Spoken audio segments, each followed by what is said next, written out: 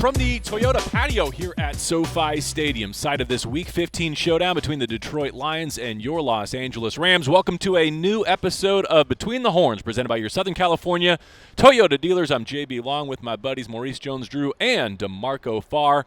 4 games to go. The Rams control their destiny in the NFC West and atop the NFC standings. Oh, this is the good stuff. I can't look at him right now. If he brings up standings, I'm walking off the show. Really? Detroit.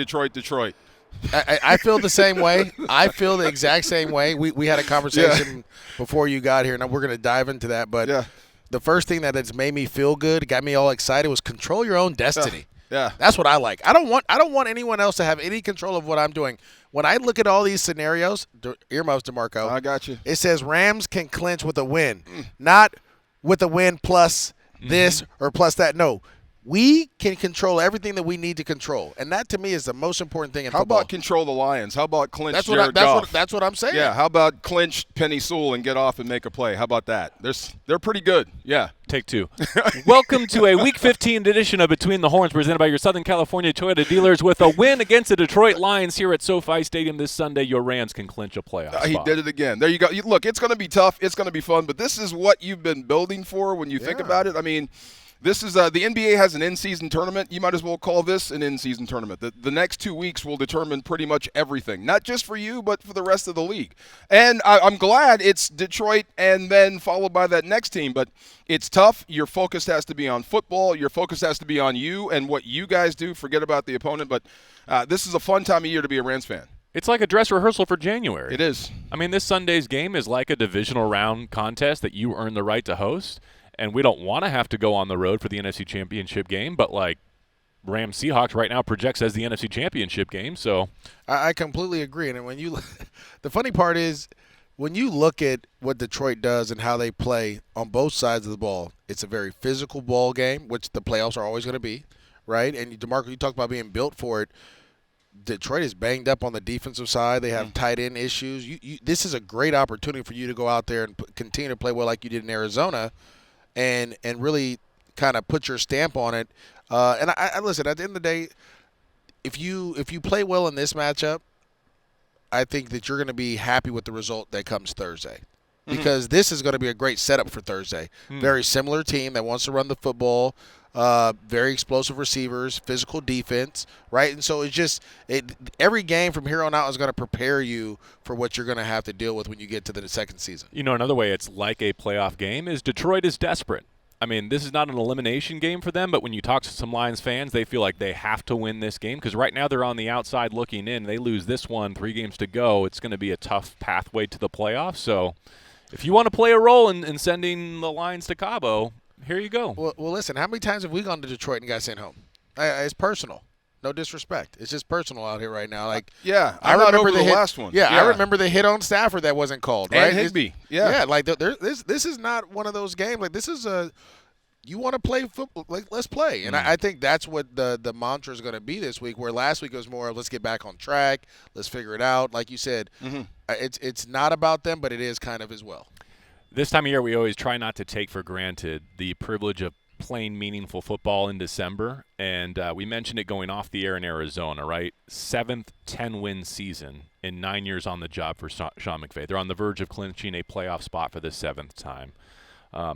The challenge this year was to get more explosive in the running game, right? You wake up here in mid-December, and you've got the best running game you've had since Todd Gurley in 2018, basically. Another task was to get more efficient in the red zone. Here we are with 4 games to go, and you could make the case the Rams have the best red zone offense in the league. So there's just so much good, and we don't know where it goes from here. You can't always, dictate the outcomes in January, but my goodness, everything the Rams did this offseason to put themselves in this position came to fruition. Now go cash it in. Well, also, let's talk about getting wins early, right? Starting faster. Sure. I thought that was a big one, stacking wins. Like, if you start slow like last year, you're not in this predicament. You may be where the Lions are, trying to fight your way into it. Here, you've done a great job of getting some tough wins early. We were just talking about it again. The Colts, for example. Imagine, we played the Colts when they were at their highest. Now, they lost Daniel Jones, and they're trying to figure their way out. So you've played some really meaningful football early in the year, and you've played really good football. And you talked about it, JB, on the broadcast, that the Rams have had a chance to win every game they played in. What other team can say that, right? What other team can say every game we've played, we've had a chance to win? The Cardinals, but they lost. Every single game they were in for a minute, and then they lost. No, but you're going to make me knock on some wood, man. I mean, we're talking about stuff that haven't happened yet. But I'm definitely with you on that. Everything that you tried to get better at, they have. The inclusion of these tight ends, which changes so much. This was the first game, just going back to Arizona for a hot minute. How many times did you say Budda Baker? First time ever where he wasn't a factor. I mean, when you put those 3 tight ends out there against him, now you have the advantage. Mm-hmm. It takes away the advantage for him. So there's so much more to this offense. It has expanded. And like you said, when you get in the red zone, you've got 2 running backs that you have to worry about and think about and respect. Then you've got receivers to deal with and tight ends. That one to Parkinson, that he fit in there.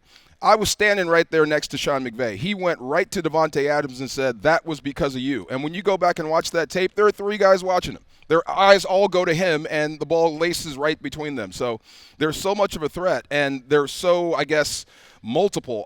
It really, on offense, you can attack. The one thing I am worried about with Detroit is Detroit can score with anybody. Yes. This could turn out, I mean, it could be like that Monday night game in the Coliseum where it's an offensive explosion, but there's great defense in the middle of it. So yeah, there's plays being made. So, I mean, this is one of those things, no matter who's in the lead or how much you have a lead, never lose sight of what's behind you because Jared Goff knows where the end zone is. You know what I mean? And so does Stafford. So this is going to be a fun game, and it's going to go down to the last touch. Let's start there. You see this as a shootout? I do. It just depends on what Detroit brings defensively. They're so banged up.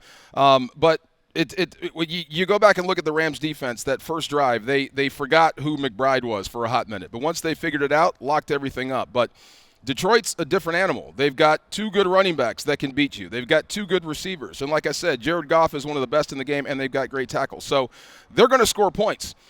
Matthew Stafford playing the way he's playing with that confidence level, you're going to need every bit of that versus Detroit. I don't care if it looks like a dangerous pass. I love it when he throws caution to win because good things happen. So I think this has a chance to be one of those shootout-type performances with a lot of defense mixed in between. I will say this is going to be the fastest team the Rams will probably haven't seen all year, right? With the speed of Jameson Williams and Jahmyr Gibbs, that's just a different type of speed. So you're going to have to account for that. Penei Sewell. Yeah, with Penei Sewell. But I think those things nullify a little bit with the defensive line. But force Jared to throw outside the numbers. That's always been the game plan. Don't let him get the little give me's inside. Force these guys to have to catch outs, comebacks, and things on the outside, which is going to force Jared to have to hitch and throw the ball. And then maybe you have a chance to get there, right? But you have to stop the run early. You have to force Jahmyr Gibbs to run inside. You can't let him, you can't give him a crease. You can't let him bounce it. You got to force him to run inside. You have to tackle David Montgomery. And then you literally have to force Jared to throw outside. That's the recipe of beating the Detroit Lions. The teams that have beaten them, that's what they've done. Right, they force these guys to have to throw outside, and so I would just add interior pressure, which is always interior pressure for sure. But offensively, I just see the Rams. If you just run, if you execute, you're fine. Let me come back to that. Let's go back to contending with maybe the only other offense that's got as much octane as you do right now. Okay, defending the run, probably the other element I should have listed or included when I was talking about being more explosive in the Rams running game, being more efficient in the red zone. Stopping the early down run was another big talking point this offseason. It's why Poona Ford is a Ram. Nate Landman has obviously been instrumental in that. This is the moment where I think you try and pass the final exam this week and next week in Seattle. Are you ready for January in that regard? This week is the final. This week is the one you stay up all night studying for. Oh, yeah. We got to cram. No question. We have to have a group session. We need to cram here. Poona Ford, you have to own the A-gaps. You have to own the A-gaps. If you don't own the A-gaps and make the plays like you made in Carolina in the running game and in Arizona, there's going to be some problems. Because these guys, no matter who they are, David Montgomery or Jahmyr Gibbs, they can take it the distance. They have the speed to do it. And so destroy blocks. Yes, yeah. That's number one. With Chris Shula, and I like some of the stuff Dallas did, not everything, because I think they scored 44 points against Dallas, right? Yeah. I like their approach. They sent a lot of 5-man and forced one-on-ones, which is great. So if I'm Chris Shula, I don't feed Jared Verse all this week. Really, and go eat. Absolutely. And I don't care if you make plays. Just wreck them. Do you know he hurt another tackle? He hurt another one. That's the fourth one he's hurt on a bull rush, where you try to anchor and something just goes wrong and you walk off to the sideline or limp. I'm glad you said that because I remember talking this summer about, all right, he's got speed to power. How about just like bending the edge and being a speedy rush guy?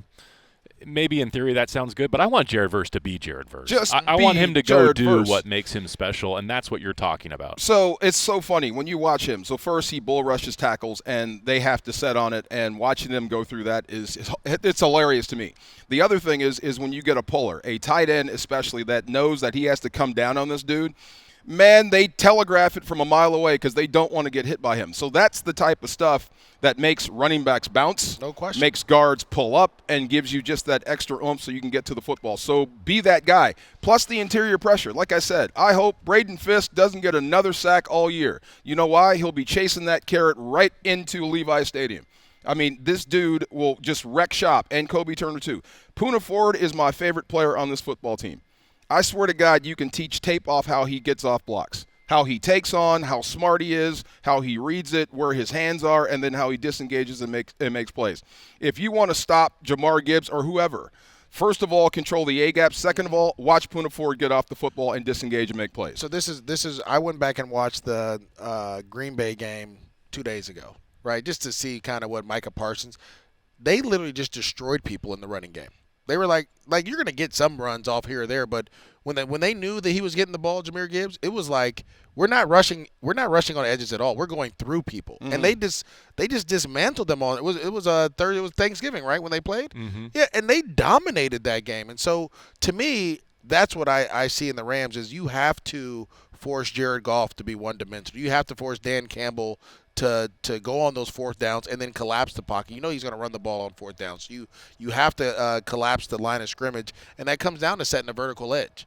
And what I mean by a vertical edge is not running outside to make sure you can keep outside contained. Like where I line up is where the edge starts, and it won't go any further from this point. And that's what's going to be important in this game. What element does this play in the matchup? This is a different Lions roster than the Rams have seen in the past few iterations because they've only got one rostered tight end right now. Anthony Ferguson is the only guy. They may add and supplement by Sunday. They do play a 6 offensive lineman in that role, but no Sam Laporta, no Brock Wright. They've got the portfolio of receivers, though. And so if I'm a Rams fan saying, I don't love how Michael Wilson got off last week for the Arizona Cardinals, this is the weekend where I'm worried that the Rams secondary might be susceptible to the depth and the speed of the Lions portfolio. What say you? You know, I have confidence in Emmanuel Forbes. I know that's where most people go to when they think that the secondary is struggling or whatever it is. The guy's got talent. You know this. But you know how to play corner in this league with the receivers that you're playing against. Any lapse in technique, the ball's right over your head, and it's probably in the end zone. So this is the way the Rams play defense. They get after you. If the ball gets out, if you're not in the right position, you probably have a chance to make plays, but I would bet on him more often than not. But it has to come down to pressure up front, and you know how much Jared Goff loves a collapsing pocket.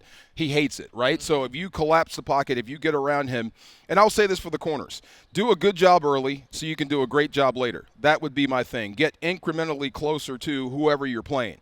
You cannot cover either one of these guys one-on-one. They're just too good. But you can get slowly closer as the game gets longer and as Jared Goff gets more affected. And this is the other thing I liked about what Dallas did. They hit the receivers, whether they had the ball or not. Keep making them pick themselves up off the ground. They are fast. They are tough. They got great hands. But they are human. They get tired and they get beat up. So keep trying to beat them up. It'll slow them down for the fourth. Be good early so you can be great later on. I would say for the DBs, it's less about coverage and more about tackling when they catch the ball, because that's where the Lions beat you. They're going to throw a 15-yard in route, but then Jameson Williams is going to take it 130 yards to the house. Like he's going to outrun everyone to the corner, or they're going to throw 6-yard hits to Amon-Ra St. Brown on the option route, and he's going to break 2 or 3 tackles and get 13. You just can't allow that, right? You have to tackle as soon as they catch the ball, tackle them, and which is going to allow the pass rush to continue to get better. The Lions when they're at their best. Well, 2 things. When they're at their best, Jahmyr Gibbs is playing wide receiver, and he gets a mismatch, which we'll talk about that in a second. But it's all run after catch, screen game, quick in, slant, deep, whatever it may be, and it's catch the ball, get vertical, right? And so that's going to be an issue. But the other problem I was going to say is Jahmyr Gibbs playing wide receiver, who's going to cover that? Is that like a McCaffrey type? Back off. That's what, but that's what Yeah. like they're now putting him out at wide receiver, motioning him in, running different route combinations with him, trying to find a way to get him the ball in space. And so that means your linebackers are going to have to tackle, or McCullough is going to have to cover and tackle in space. That's what I would do if I had a lack of tight ends. I'd just move people around and get the matchups I want that way.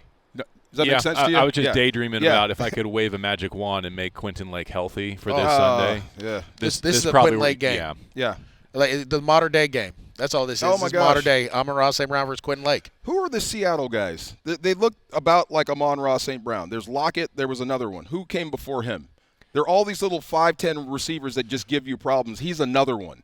The only difference is he plays in Detroit. That was the guy who went to Stanford. Remember? Yeah, there was a couple of them. Doug Baldwin was Doug one. Baldwin Oh, my was- God. yeah. They're all 5'10" and just give you problems run after catch. Same guy. The one they got right now in JSN's pretty bad, too. Yeah, oh, no, no doubt. Talk Yes. about him next week. Anything else on that side of the ball before I switch to the Legion of Whom, which is a pretty slick nickname, Legion by the of way. whom? Yeah, we're good. Yeah. All right, so the offense for the Lions right there with the Rams. 29 points per game since Week 12. Dan Campbell has taken over the play-calling duties. Let's talk about their defense now, which is banged up, right?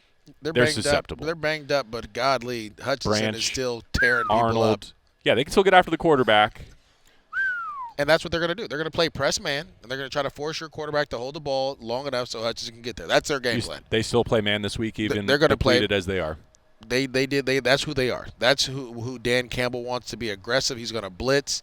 And that's why play action passing is going to be so important, right? To be able to have max protection and get guys out on routes.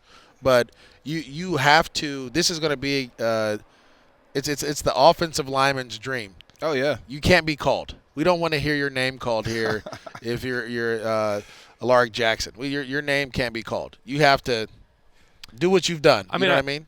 Let's think back to Week 1 of last year, right? The position the Rams were in at tackle. Those were dire straits. To where they are now, they've spent, a combined 5th-round pick on their current starting tackles, and they're balling. Jackson is a godsend. He's like Nate Landman. You got. But how about you're blessed. McClendon? McClendon, so good coming in, but he was ready. He's been an understudy for years. You're ready for your role. Get out there. And his demeanor hadn't changed a bit. That's what I love about him. You can tell. It just the light came on all of a sudden, and he was ready to start. And he got reps to get started. But this is what was funny about watching this tape. Tell me if you guys. This was the trap game in Arizona because I'm watching this tape versus the offense versus their defense, the Cardinal defense. And I got mad because everything was working.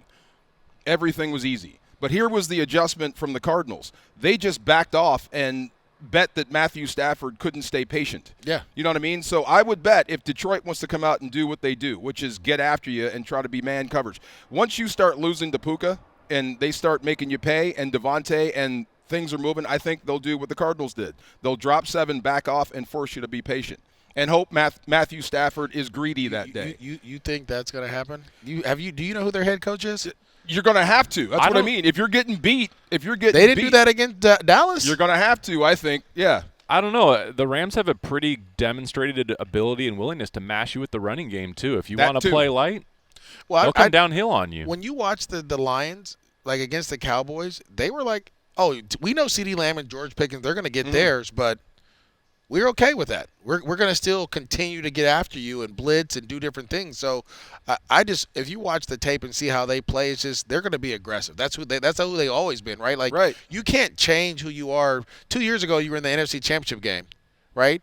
And so it's like that's what we were to get there. Like I expect Dan Campbell to go for it on 4th down. He will. Every time. I hope you're aggressive on defense when you're shorthanded. That's going to be fun. They're in a incredible 4th down drought right now, though. Yeah. So that's one of the weird things about looking at and scouting this Detroit team is they're still trying to be who they've always been, but you can see why they're on the outside of the playoff picture looking in right now because it has not gone their way. And that's the part of being aggressive, right? When you're aggressive, you have to live and die with it, right? There's going to be times when you're going to be 12 of 12 on 4th down or 11 of 12 on 4th down. Right now, were they like 0 of 8 on 4th down in the last, 3 or 4 weeks? Yep.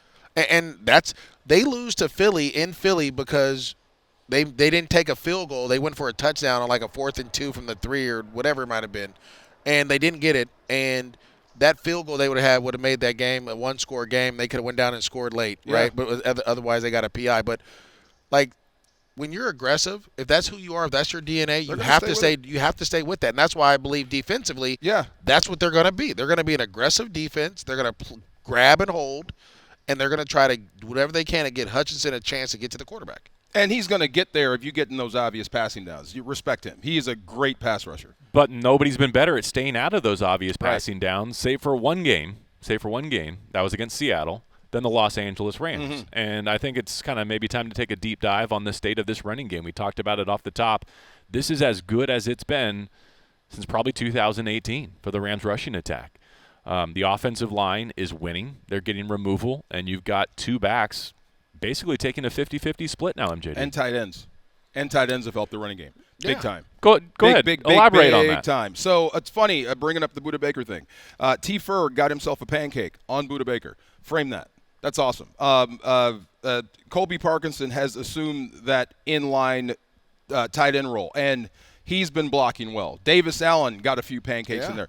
Plus the O-line, they've done a good job of sifting through and getting to the right guy and giving these running backs a chance to be successful. But, Kyren Williams is Kyren. I mean, I don't trust any running back more than him for a complete down running back or an all three down.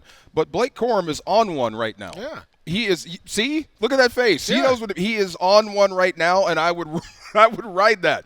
But you have to be. You have to massage that out, not to mess it up. See what I mean? He's on one right now. Go ahead and ask the question, JB. Bruh, Go ahead and I'm ask the looking at it question. from a defensive perspective. Nobody wants to hit that guy right now. Ask the question, JB. It's December. Are you starting him? Are you giving him more carries? I'm going to continue to be 50-50 because, again, you have to – I don't think Kyren lost his starting job. No. I think Blake Corum has done an awesome job with his opportunities. And I think that with this 50-50 split, it's important to keep that going because that's going to run you through the playoffs, right? And so when you're sitting here in this situation, you still ask Blake Corum, and I told JB this before the show, like if that 40-yard run's not there, it's the same guy. That's the difference. That 40-yard run made that big of a difference. They have the same numbers, similar numbers. They both scored a touchdown. Like, you're good, right? That 40-yard number is it's like, oh, man, he broke it and it was wide open. But that was late in the game. I think I felt like, Cardinals were done. They kind of was like, all right, we had enough, right? Like, let's go home. But what I will say is the play action pass, the running game, all looks the same. The drop back, it all looks the same. So you don't have a beat on what's going on. And I give Stafford so much credit for that. Yeah. The way he's been willing to play this season. I think we've talked about this with him before. Like, he probably prefers the shotgun or at least the pistol, but like the under center rates and the amount of play action that he's thriving on, if you're going to get man from Detroit, like you said, and they will, and they're susceptible to play action, this is a good matchup for the Rams offense. But going to the running game, for whatever reason, defensive coaches think man stops the run. No. All I have to do is break one tackle. The guy that's covering me, and I can go the distance. And that's where Blake Corum comes in, right? After Kyren's wore him down, where he hits you with play action pass, we're all over the field. We got you running, and then boof, we have just a duo play that goes to the house because the guy is out of his gap, right? And you have that distance. And so when you can do all the things that we've talked about from the screen game that we've seen come back into play with the tight ends catching the ball, the receivers catching the ball, the running backs on checkdowns, the running game, the play action pass, have one eye violation in man-to-man and see what happens. Like, it's over. It's a touchdown. And so I just think everything is starting to come – everything that we thought a couple years ago when you drafted Kyren, when you were going in this route, all the 13 personnel coming this year, it's all for games like this one. Oh, yeah. Because this game is going to be one of those, double chin strap type of games. If Aiden Hutchinson's the guy you don't want to beat you on Sunday – how do you take him out of the game plan? Same way you take Byron Young and Jared Verse out. You get the ball out fast and you run the ball and you stay out of third and long. But I mean, it's going to happen. I mean, they're going to make plays. Anzalone has been around forever. Yeah, the he's guy's still been around plays. forever. He's smart too. So they're going to make plays on you. But I mean, and I hope that conversation wasn't so tough with Matthew Stafford about being under center. This will help you. This will protect you. This will make it so you can open up and go to shotgun and fillet the field. You know what I mean? And not get hit so much. If you want to collect checks to 40, boom. That's what I'm saying. Let's get you there. I hope that wasn't that hard. But man coverage versus the run. The reason defenses do that, the reasons we did that when I was playing was it just gets you closer to the blocker. You know what I mean? You're not off. He doesn't have a dead run, and then you have to make up that space. You are right there in his face, so when he engages you, you can lock up and go make a play. So it's not an end-all, cure-all for the run game. It just helps you a little bit. We used to love that in Jacksonville. Absolutely, You got to be able to do it. Come on. This is what we need. The problem is you think it's run and it's not. Yeah, and that's what I'm trying to tell you. That's the problem, right. And then in the passing game, Devontae's killing man and zone. Yes. But to always have a quick answer to man because he can win from any position. Well, that goes back to last year in Detroit, right? No one could win off of man that quickly, right? And so the release of Devontae Adams makes it like, oh, you want to play this man game? Everybody on the right, Devontae on the left, you roll whatever route you want to run. Here we go. You also mentioned a name earlier that I want to circle back to, which is Terrance Ferguson. And I think probably his subtle improvement in competing without the ball in his hands is why he continues to get more opportunities. But when I think about playing a press man opponent, man across the board, he's the weapon that he might need to make a big third down catch or two on Sunday. Terrance Ferguson. Well, who's going to cover him? When they come out in 13 personnel and they're in an ace formation and Terrance Ferguson is the wide receiver, who are you going to have cover him? Both of those DBs for Detroit aren't the biggest guys, right? I want to say Roberson is 5'9", and I think Rock Ya-Sin is 6 foot maybe, and that's a 6'6" tight end that you're going to have cover. Like, to me, I'm okay with that. Like, give me that all day. There's not a ton on film. Yeah, that's what I mean. You're going to catch them slipping every now and then. Just be accurate. Anything else on the offensive side against the Lions defense? We have to talk about their version of Landman, Jack Campbell. Oh, yeah. My God. Mr. Punch-Out? Mr. Punch-Out. Mr. Punch-Out? When he punched the tight end from Dallas, I thought that was assault. His knee was down. He didn't have to hit him like that. Ball popped right out. So you got to make sure you have ball security in this situation too, because they have a guy that does the same thing that your guy can do. It sounds like you guys are both talking around the point that the defenses don't need to pitch a shutout in this game. Who can win an extra possession for their quarterback and their offense might come out of here victorious? Absolutely. I think, like I said, the closer you get to Jared and the more you speed him up and the tighter you get coverage-wise, you may run into one. And in the run game, just keep trying to swipe at it. You never know when the ball's coming out. And shout out to Kyren. And I didn't want to, say start Corum. I just like the competition. Shout out to Kyren with ball security around the goal line. We see that. He almost they grabbed the football on him and he held it so tight they whipped him around. Yeah. Yeah, you saw that, right? Yeah. Ultra important. So, running the balls, great ball security, more important. They've done a great job. All right, I got to circle back and apologize to MJD. Last week on this show, I said, I don't know if you really want the Packers to beat the Bears. And I still think that argument holds. We'll see how it finishes down the stretch. But your contention was just get the Rams in control of their playoff fate, right? Which is what they have now.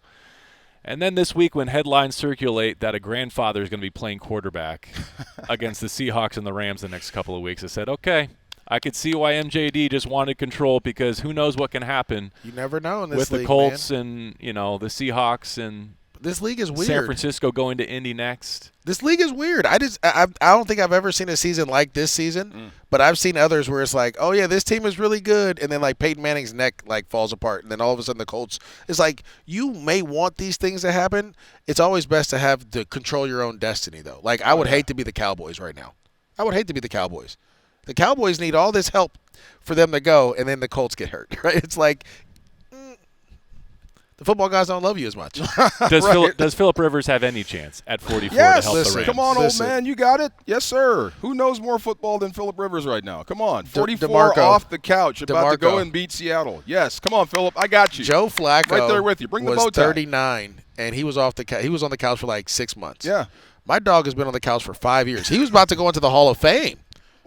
Are you kidding? Like I told you, I believe deep down inside I can go out there and give you 100 easy. I believe it.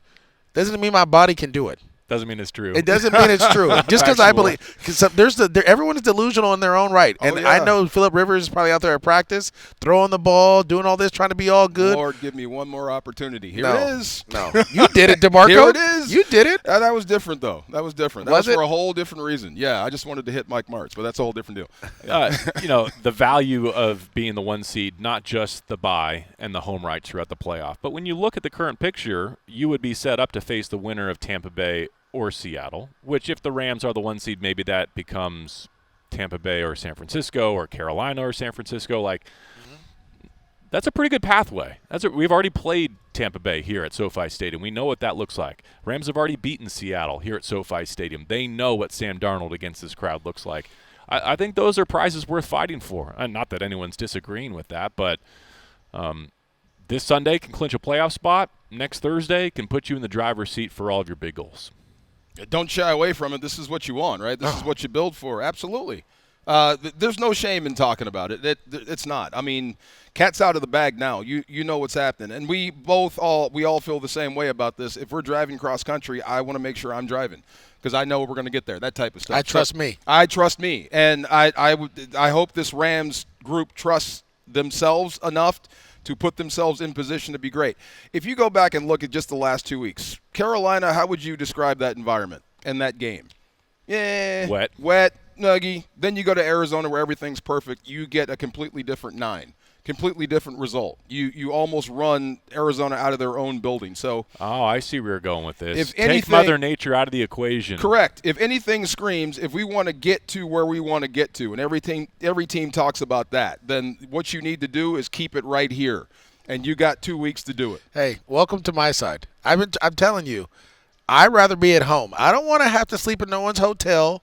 I don't want to have to get on a flight and go. I want to be right here and do my routine. If I wake up every morning and I like to brush my teeth and have a coffee and look out of my balcony, that's what I want to do. I don't want to go and do something I'm not comfortable with, and that's why the 1 seed is so important because we get to do what we want to do. In our building, there's no weather. We know the surface. We know everything. It's familiar, and then you go and play. Then when we have to go and do other stuff, we'll do it. But if I have to go to if you have to go to Carolina to play, you just don't know. All of a sudden Carolina's freezing and it's raining. It's like I control the thermostat in my house. Exactly. SoFi Stadium's kind of on one right now too. The win Oh. against Seattle, the home win against Tampa Bay. See if they can bring it again this Sunday it's against the coming. Lions. The finale in Week 18 against the Arizona Cardinals. You've given LA what they wanted. You've got yourself the best team in the league. Everybody loves you. They'll be here. It'll be loud. It'll be raucous. And it'll be fun to be the A side. Like in boxing, I get to pick the size of the ring, the referee, and the gloves. Keep it here. Oh, you're Floyd. The next 2 weeks. Absolutely. And I get to pick the weight. I You want to dang catch right. weight. I don't want to be at your weight. Matter of fact, lose 10 pounds. Yeah. Right. I'll end with this. Like we said in Carolina, you learned a lot about yourself in Carolina, right? You learned a lot about being too aggressive or not being where you're supposed to be and all these things. Remember that feeling. Remember that flight home. That's what's going to carry you throughout all these next couple of games is remembering what that felt like. Because that just a half a step being out of space or out of place versus this team, that's going to be a touchdown, right? And so just make sure that you're where you're supposed to be. I think the Rams will take care of business. Good luck on Saturday. Yeah, we got a big one. You're nervous. No, I'm not Come nervous. on, man. You got to be nervous. Listen, man. Butterflies. If I could be honest with everyone here, I don't even know where my single is. Oh, there it is. We got Deuce, baby. Deuce.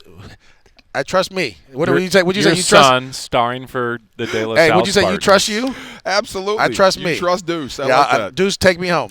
Take it home, babe. We'll see how it goes, but it's gonna be a good one, that's for sure. What's the stakes this weekend? Ooh, Santa Margarita State Championship. This I don't know the spread. I don't know if there's a spread No, or not please at this don't. point. But Carson Palmer's over there. they have a lot of SC commits on that Okay. team, which is funny. And like it's weird. Like Carson Palmer's there and everyone's going to SC. I How's thought that we're not work? supposed to do that, but that's neither here nor there. For Maurice Jones-Drew, for DeMarco Farr, I'm JB Long. Saturday, the appetizer in the high school ranks before the huge buffet here Sunday at SoFi Stadium. We've come to you from this Toyota patio to preview it on Between the Horns, presented by your Southern California Toyota dealers. Be here, wear your royal, rock the Rams house. Be against the loud. Lions. Be loud. Right.